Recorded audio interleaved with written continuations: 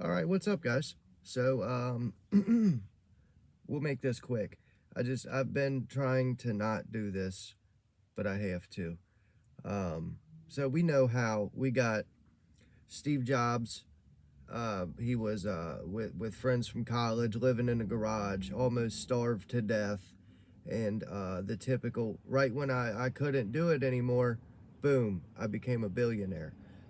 We have the same story repeats for pretty much all of these people in the technology industry. And there may be some level of truth to that because we hear similar stories, not exactly similar in the story itself, but similar in the progress that they made with a lot of artists. They were broke and they were poor and they were about to starve to death, and then boom, uh, they got this big break that made them millions of dollars. But specifically, I want to talk about one person relevant right now in the technology industry, and my point is, I call bullshit. Okay, I call total bullshit. All right, so you can do it with all of them. All of these technology guys, they have the same story. The garage, the college friends, eating ramen noodles and damn near starved to death, and then boom, they get a big break uh, every single time. So we get the same story from Elon Musk, right? He's working with some friends and from college, and he lives in a garage, and he's about to starve to death, and then boom, PayPal takes off. Okay, let's say that we'll just accept that. Okay, that's fine. PayPal came through right in the nick of time and changed his life for the better forever. I wish it was like that for everybody. But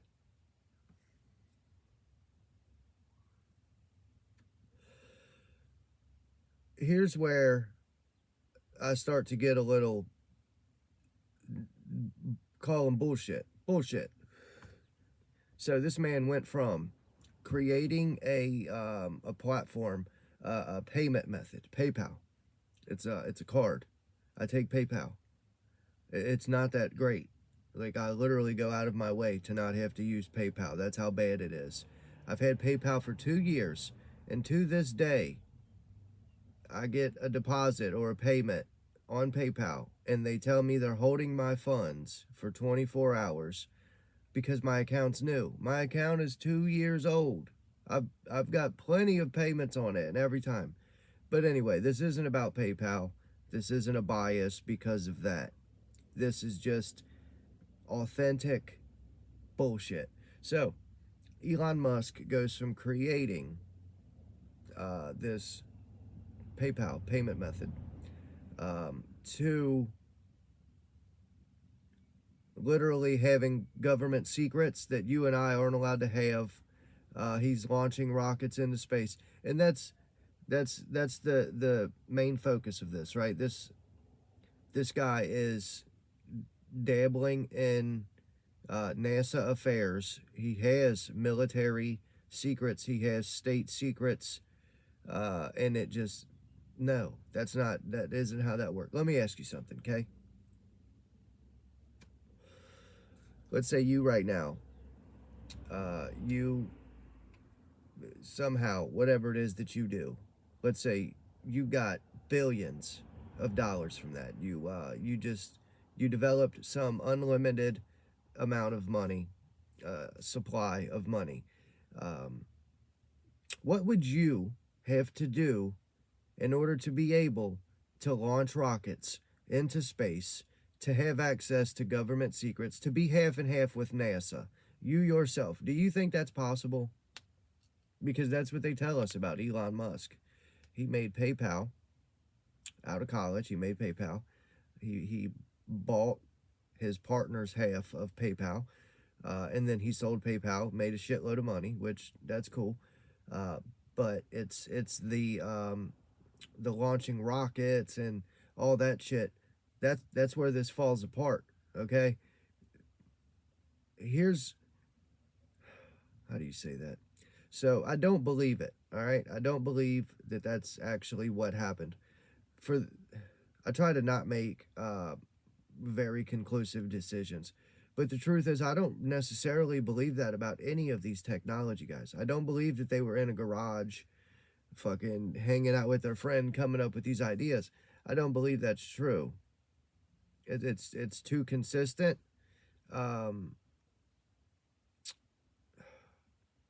it's too rare of a scenario to be as consistent as it is. You know what I mean?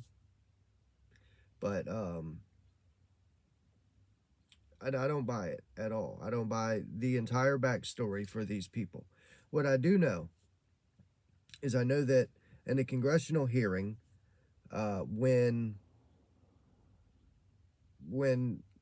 the head of the CIA was asked, and this is in relation to Operation Mockingbird, or one of those, when he was asked, "Do you have any assets in the media?"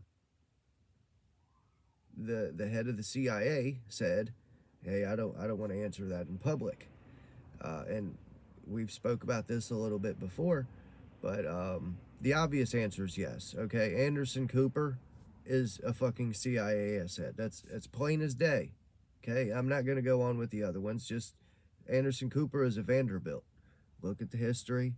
Look at the CIA. Excuse me. You'll see those two weave together. Um, and I know that Elon Musk isn't, as of now, part of the media, but it just so happens that he's now involved in trying to get involved with Twitter, um, and guess what that is? But I'm sure that's just coincidence. No reason to question that. And so that's my point. That's all I wanted to say. I don't buy this Elon Musk story at all, not one bit. I do. You don't have to. I do, based on what I've read, the things that I've learned over time. I believe that Elon Musk and Steve Jobs and Bill Gates and the Amazon guy, what's his name? Jeff Bezos, that guy, the Amazon guy, those are all CIA or military assets. They were pampered. They've never lived in a fucking garage a day of their life, and they probably never will. Uh, they're pampered and conditioned, and they play a role. They have a job to do, and they do it. But Elon Musk did not create PayPal, sell it, and then start launching fucking rockets, okay? With all new technology that nobody had ever seen before. With this technology had capabilities that people didn't even know was possible. NASA's launching these fucking stupid looking rockets for what, 60 years, 70 years now, and just fucking throwing away billions and billions, like literally trillions and trillions of dollars that they strong-armed people for. And then Elon Musk comes from PayPal, a payment processing company, and is launching and landing rockets, is causing shit to happen up in the sky that nobody's ever seen before. Come on, bro. Come on, let's not kid each other here, okay? That the chances of it happening exactly how they said, it was the guy in the garage and all the backstory. The chances of that being true are just fucking phenomenal. I mean, I guess technically it would be like one in whatever the population of humanity has been, but I don't buy it. Not one second. I know everybody loves Elon Musk. He's a cool guy, but this shit don't make sense. It don't make sense. I know that you can get permits, you can get licenses, and you can fly airplanes and shit like that, but you can't even join NASA and be an astronaut.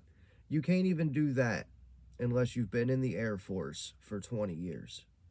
So you can't sit on a fucking rocket unless 20 years of your life has gone to the government, swearing allegiance to the government every day. But Elon Musk, an African at that, if you buy that, an African um, can build, launch, land rockets. And the funniest part, if you take this information and you look into any of the small details, you'll see that it's totally fucking impossible. It's imaginary.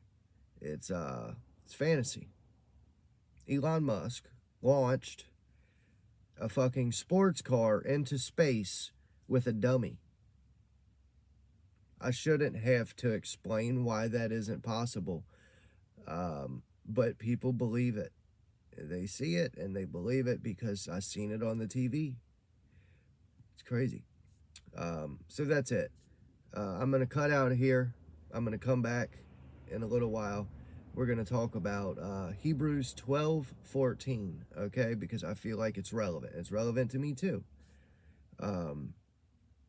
But before I go, I want to say this is something that you can check out too. Buzz Aldrin, you know, the guy that was on the moon. Buzz Aldrin was on Conan O'Brien, who had a TV show, I guess. It's a late night show, like a talk show. On this show, Conan O'Brien said, I remember vividly, I remember it like it was yesterday, watching you and Neil Armstrong walk on the moon. Okay? He says this. Conan O'Brien said that. Buzz Aldrin said, no, you don't. No, you don't remember that. And Conan O'Brien was kind of dumbfounded and said, what do you mean? And Buzz Aldrin says, no, that wasn't us. That was a simulation. Because you heard us speaking and you seen that happening on your TV, you associated it, those two things together, and believed that what you were seeing is what you were hearing. But that isn't the case. That isn't the case, right? So, for all the people who have spent all this time saying they did not fake the moon landing, Buzz Aldrin himself, the guy who went to the fucking moon, said that was a simulation, and because you heard our voices and was watching that, you believed yourself. We didn't tell you that. We didn't make you do that. You chose to do that, which seems to be a common theme here. That was a simulation. You chose to associate those two things and believe that that was one thing that you were witnessing visually and you were witnessing auditorially. I think that's that word. Audibly. Hearing. You were hearing it and you were seeing it. But those were two separate things. On the TV was a simulation. That was our voice. We were saying the eagle has landed. One small step, one giant leap. We did say those things. But what you were watching on the TV was a simulation. So they did. The voice doesn't matter. What people talk about, and it makes sense, is we seen them land on the moon. Oh, nice. Back. Oh, shit. Big Sib's coming on in 30 minutes. I'll be there for that. They set up a stage or whatever it may have been with people. And what you seen with your own two eyes was not men on the moon. They faked it. That's what that means, right? Am I interpreting this wrong? Because he said it was a simulation, and simulation means fake. That was fake. Incredible. After all this time, you know? But whatever, guys. I'm done rambling. I'll see you soon. Hebrews 12:14. I'll probably come back after Sib, because who doesn't want to watch Sib's videos? All right, I'll see you then, guys. Peace out. Love you all.